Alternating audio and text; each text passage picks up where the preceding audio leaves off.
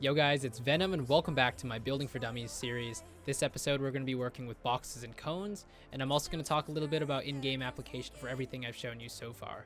As usual, there's going to be timestamps in the description, so do make good use of those. Otherwise, let's get right into the video. Alright, so we're going to start off by learning how to make a box, which I'm quickly going to demonstrate here. Should look something like that. As you can see, if I was inside the box, I'd be fully protected by my builds right now. And I'm going to show you an exercise that you can use to learn and practice this technique. Alright, so to start this exercise, I'm going to ramp myself up one layer like this. And then I'm going to start building the boxes from here. So I pull out my floor bind, I left click to place it. And then now I'm going to move my character to somewhere near the middle of this floor piece here. And pull out my wall. And now what we're going to do is do a 360 drag around our entire character like this. So while holding left click, we do the 360 drag to place the walls down. And then just look up and place the final floor down like this. Okay, so as you can see now we're completely surrounded by our box. And now to continue this exercise, you're going to need to do an edit. Don't worry too much if you don't have a good edit bind or you're not very fast yet. We're going to work on that in the next episode, so hang tight for editing. So for now, just hit whatever edit bind you got. Go for the 2x2 edit like this, and we're going to build 2 floors out. So 1, 2, and then we're going to do the exact same thing again. So the 360 drag with the walls, look up to place the final floor. So keep doing this to practice, and this is going to be kind of your exercise drill for 1x1 boxes, and eventually you'll get to the point where it feels kind of natural like this. This is a really common thing that we're going to do in game, so definitely really good to get comfortable with this movement like this. So notice how I can do it in kind of one swift motion, almost just 360 up, kind of like that. So that's kind of the motion there. Relatively straightforward placement for this, so just do a little bit of practice on that. Okay, so the next thing I'm going to show you is my favorite drill to teach beginners how to use a cone. It's a really straightforward exercise, and I really like it because it really allows you to focus purely on hitting your cone bind without any other things distracting you in the background. So we're going to start this drill the exact same way we started our last drill. So we're going to ramp ourselves up one layer from the ground like this, and start off by hitting your cone bind like so. As you can see, it'll connect kind of like this. It kind of uses the same logic as a floor. They're just technically not the same layer. So place the cone down first with left mouse button, and then keep your crosshair at the same spot. And as you can see, we can actually place a floor through the cone like this. And that's going to create this double layer kind of reinforced platform, which is going to help you in certain late game situations in Fortnite. So yeah, to continue this, just pull your cone out, floor, and just repeat this. Just run straight forward, create this platform kind of thing.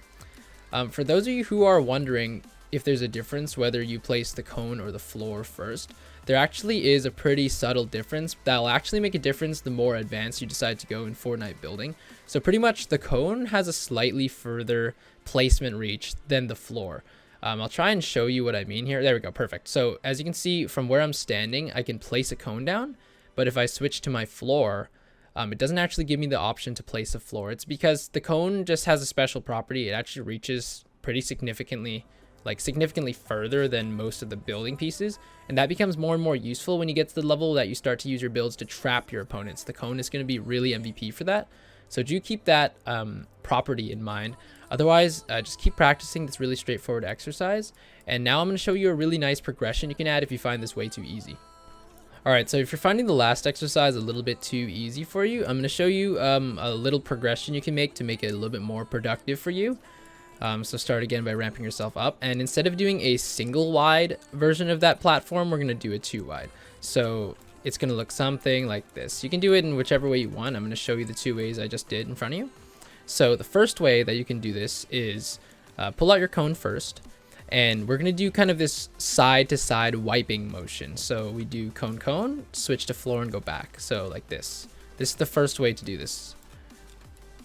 The next way to do this is what I normally do, which is you go one side and you do floor, or cone floor rather, and then you go to the other side and do cone floor. So this requires you to mash your binds a little bit more. I think actually it's technically less efficient than the wiping one I just showed you, but it's the one I prefer. So check this out. So I do it kind of like this, like that. So play around with whichever one you want. Each of them have their kind of goods and bads, so it really depends on your personal preference. But try both of them out. And actually, this 2 wide platform is a lot more expensive to use in game, but actually it's a lot more practical, because if you do end up using this in game, the chances are you actually are going to need to double wide it anyway. because otherwise it just makes it a little bit too easy for your opponent to shoot you out, and then you're gonna end up dying to fall damage, which is not what you want. So yeah, so try this progression out, and then we're gonna move on to the next exercise. Okay, if you practiced enough of the previous drills, hopefully you're comfortable with your cone bind now. And we're just gonna add one last progression to our 1x1 box drill, which is just to add the cone on top when we're finished with it. So we're gonna do the exact same thing as earlier. So we start with our floor like this, do the 360 surround of walls, look up and place a floor, and then the only thing we're gonna add is just the cone on top like this. So we can place the cone through the floor like this, as you can see. The crosshair placement should be relatively the same thing. You'll figure it out, it's relatively intuitive. And the rest of the drill remains the same. So just pick any direction you want, go for a 2x2 edit, extend with 2 more floors, do your surround, look up and place the cone and floor this time. Yeah, so for practicality reasons, the cone is just going to allow you to have a little bit more reaction time if someone's going to pressure you from on top to replace with your builds.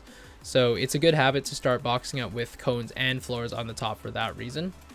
Yeah, so do some practice on this one. Otherwise, that's the last of the exercises I'm going to show you for today, but stick around if you're interested in in-game application, which is what we're going to talk about next. Okay, so the last thing we're going to do in this video is talk about some quick application points for each of the building techniques I've shown you so far. So for those of you who forgot, we've done the triple reinforced ramp, the 1x1 box, and then these 2 forms of platforming. All right, so first up with the ramp. The ramp rush actually serves as a really simplified way to take high ground in Fortnite, and why that's so beneficial is 1, you're going to create this really menacing angle to look down and shoot at your opponent, and 2, you can actually peek over the sides of any high ground building with your camera. If you play around enough with it, you'll find that even without exposing your body, you can pan your camera in such a ways that you can see what's underneath you without exposing any part of your body. So that's a really good benefit of having high ground as well. Okay, so for boxes serve a ton of purposes for every level of Fortnite, but just to keep things simple, we'll start by introducing its defensive properties. So it's a good idea to box up after you get a kill if you want to heal and stay protected while you're doing that. It's also a good idea to build boxes when you're looting a drop, for example, or just any time that you're not actively moving around and looking for a player to shoot. Is a really good idea to box up, because that way, if someone does start shooting at you, you're gonna have one layer of protection to react and figure out where they're coming from and figure out some sort of responsive counterplay. And finally, for the cone platforming technique, we're gonna use this mainly when we're trying to keep high ground when the zone is closing in. And this is really good because people underneath aren't always going to be paying attention to you, so sometimes you'll catch them off guard and get an easy kill.